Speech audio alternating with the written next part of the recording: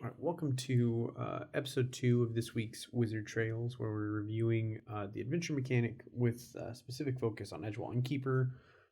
This week's more of a look at the adventure mechanic overall. If we build around it, kind of reminiscent of the old energy themes. We're using Edgewall Innkeeper as our baseline, meaning that we're staying in a green based adventure deck.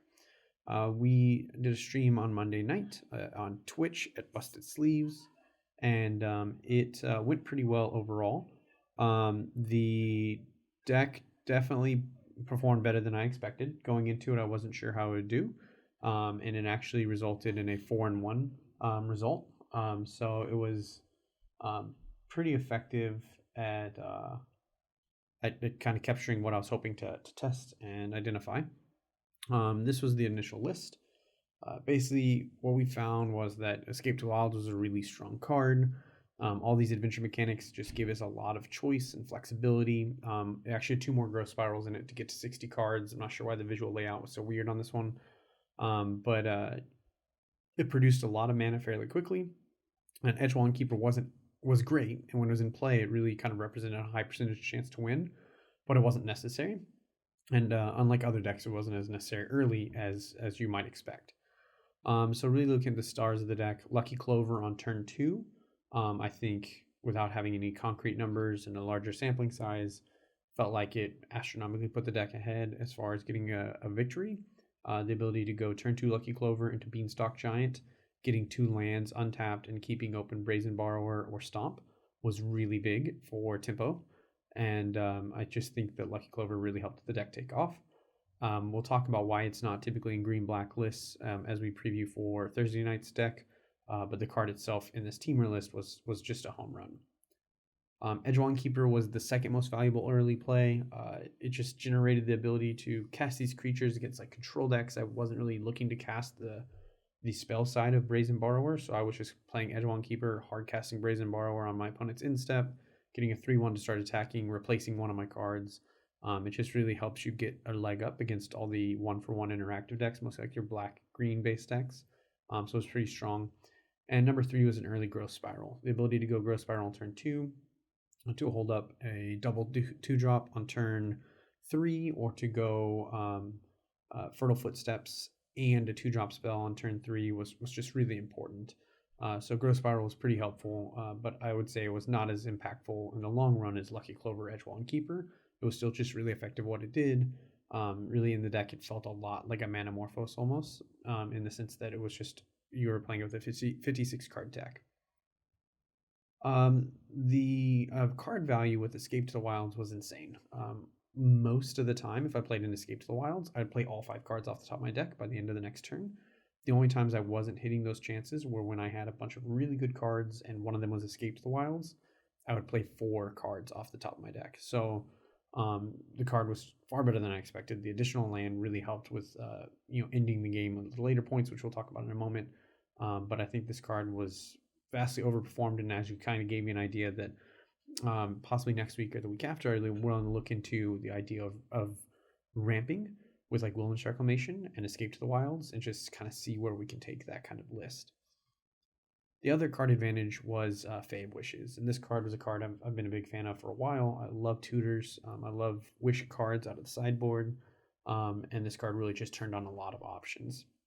I think it ended up resulting in a lot of the most dominant wins, especially if you have a Lucky Clover out and you get to cast 2 Granteds, and then now you start really going off. So Fae of Wishes opened up. There was a couple spells such as Back to Nature for the cat decks. They were a little more linear, but the less linear spells that were just really impactful in areas where typically a slower, kind of more combo-centric, multi-spell a turn mid-range deck struggle against are kind of the aggro decks and the control decks. So let's look at a couple options that we get out of Fae of Wishes from there. If we resolve Fae of Wishes, we can get Chandra the Awakened Inferno, which is good against control. Won a couple games where I just go, my control opponent taps out, I play Granted, I get Chandra, and they don't have a discard spell, so I just play the Chandra and I win the game. Especially these blue-white decks are starting to pop up. Really hard for them to answer this unless they're already pressuring you. And just Gadwick and Brazen Borrower is not enough. You also have this as a sweeper, same as you have Flame Sweep against the more aggressive decks. Any decks that are trying to get you aggressively on the ground, or even some lower to the ground green black decks. these sweeper effects are really important at your end game is better than those more aggressive decks, and so you just have to get to those end games. So you'd granted, and you'd pull a sweeper, or if you have a lucky clover, you go granted, get a sweeper, and then get a clock. So it's just really valuable against green black, more mid range decks, blue black decks, blue white decks. You'd want more card advantage, kind of because you already have Escape to the Wild. So you turn your granted into card advantage. First of all, you'd get Tameo, Collector of Tales, let you just start rebuying things out of the graveyard, filtering down towards more Fae of Wishes or towards Stomps or towards Brazen Borrow, whatever you're really looking for. And it just kind of generates that advantage. Didn't really ever run into any spots where it helped with the discard component, but it is a piece to consider. And the big synergy with Tameo Collector of Tales is you could also pull Plain White Celebration. And Plain White Celebration was just a home run. You don't want it in the main deck because it's 7 mana. It's kind of like an auto mulligan. But when you're running Fae of Wishes, you can just granted for this thing out of the sideboard. You choose a mode, you choose a 4, and you can choose the same one multiple times. So you can create 2/2s. You can proliferate, you can gain 4 life, but really what you're typically doing is you're returning 4 permanent cards from your graveyard to your hand. Because it's important to understand that with an adventure mechanic, an adventure creature is a creature at every point of the game except for when it's on the stack as the spell. So in your hand it's a creature, in the graveyard it's a creature, in the library it's a creature. So Plain White Celebration is 7 mana, return 4 adventure cards to your hand. So you go Fae of Wishes, you get Plain White Celebration, you rebuy 2 Brazen Borrowers, a Fertile Footsteps Beanstalk Giant, and a Bone Crusher Giant. Or you rebuy, a land and 3 creatures, or you put a 2/2 in play and rebuy 3 adventure cards. But it was just incredible value, and I think the card actually just worked out perfectly. Your big finish that you'd get against a lot of control decks, or especially slow mid-range decks, if you're really able to grind them out. So not necessarily the Corvold cat decks, but the slower green-black food decks, where you can tempo them with Brazen Borrowers and a couple things like that, as you would go and get Expansion Explosion. And this deck had the ability between Escape to the Wilds and Fertile Footsteps and Growth Spiral to get enough mana in play to where you can count on Explosion being X10, X8 fairly easily and fairly consistently. So between Brazen Borrower attacks, stomping on the opponent, just kind of getting in there with little bits of damage here and there, maybe getting a Chandra emblem or 2 out, the Explosion just represents a door closed that the opponent's not ready for. And until you're able to play the Explosion, if you granted for it early, you just keep Expansion open, and now their removal spells become risky. And so you just have those openings. So this deck went 4-1. I was incredibly impressed with it. It is something I actually will seriously consider continuing to test for Grand Prix Oklahoma City and Grand Prix Portland. I recommend, it's still on my Twitch channel. I think it stays up for like a week. Giving it a watch. The deck overall was really great. But let me know in the comments below. I'm not currently exporting those videos and uploading them to YouTube for long term because I think the format changes too fast for that to really be relevant. But if it's something you want to see, let me know in the comments if you'd like me to start uploading those gameplay videos. So this Thursday, we're going to be looking at the green-black adventure deck. So that really leans on things like Foulmire Knight, Order of Midnight, Murderous Rider, and you still have Edgewall Innkeeper. So a quick look at the deck that we're playing. We went and got this deck from a friend from DFW. I had a previous list I was looking at in my first video. I really didn't like the 4-mana Vivian in it, and this list actually gets rid of that 4-mana Vivian. We have the Great Hinge, which is a lot of value, a lot of life gains that the cat decks can't really grind you out as easily. You also get card advantage. Questing Beast is just good. Garut, Cursed Hunt Master, makes a really wide board state that's hard for opponents to answer. It gets Murderous Rider, which is the whole reason to be in green-black. So I think the deck has a lot of strength. It's worth noting this deck leans on Edgewall Innkeeper a little bit harder than the Teamer version because the Teamer adventure cards are all rares and mythics, so they're just good for what they're doing.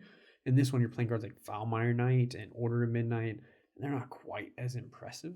So Edgewall Innkeeper is pretty important for generating added value that makes it where it's worth playing Foulmire Knight, Lovestruck Beast, Murderous Rider, Order of Midnight. These kind of cards get better because there's certain matchups where they're just not as good. And so now, if you have to play a Murderous Rider for 3 because your opponent's not playing targets, they're a spells heavy deck, a Wilderness Reclamation deck, so you're just playing a 3-mana 2/3.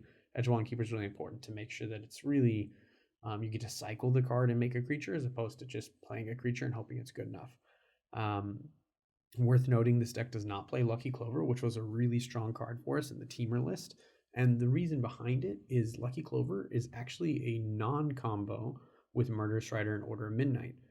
in the sense that if there's only one target for Murderous Rider, when you cast Swift End, Lucky Clover's not a May, so you have to copy Swift End and you have to choose a legal target. So now if there's only one creature in play and you cast Swift End, Lucky Clover has the copy kill the creature, and then the original Murderous Rider goes to the graveyard because it doesn't have a legal target, and now it fizzles. Same with Order of Midnight. If you don't have enough creatures in your graveyard, Lucky Clovers actually counter your original Order of Midnight. So now you're playing 2-mana Regrow, and you don't get the creature half, which is the whole point of playing the adventure cards. So this deck just doesn't leverage Lucky Clover quite as effectively. You still run into that issue with Teamer, with Brazen Borrower, but Bone Crusher Giant and Granted, they never non-combo. So you just have to be careful with Brazen Borrower in the Teamer list. This one, you have to be careful with a lot more of them. But you do get cards like Rankle and Questing Beast, and you can put a lot of pressure, and you can really attack your opponents. And so I'm pretty excited to see how this deck goes. My concern, and when I tested this deck previously, weeks ago, before Oko was even gone, is how important is Edgewall Innkeeper, and that's what I'm really going to be watching for. And that's what the next video is going to talk about, is how important is Edgewall Innkeeper in this deck if I'm considering it for a GP. But definitely thanks for checking out. Let me know in the comments below if you got a chance to watch the matches or what you're looking for out of these decks you're considering, and kind of what your thoughts are around this archetype. Also, if there's a area of standard you want to see me stress test in preparation for these GPs moving forward, I'm looking at probably testing either Doom Foretold or Wilderness Reclamation next week, but really trying to find elements of the format that might be underutilized if we're attacking it. So let me know if there's something you want to see checked out, and I'd be more than glad to give that a shot. Otherwise, make sure you follow me on Twitter and on Twitch at Busted Sleeves to get the notifications for when I'm going live streaming, and give me a sub here so you can get updates from the 3 videos a week, kind of updating on where I stand in testing for that week. But thanks very much for stopping by, and I will see you on the next video.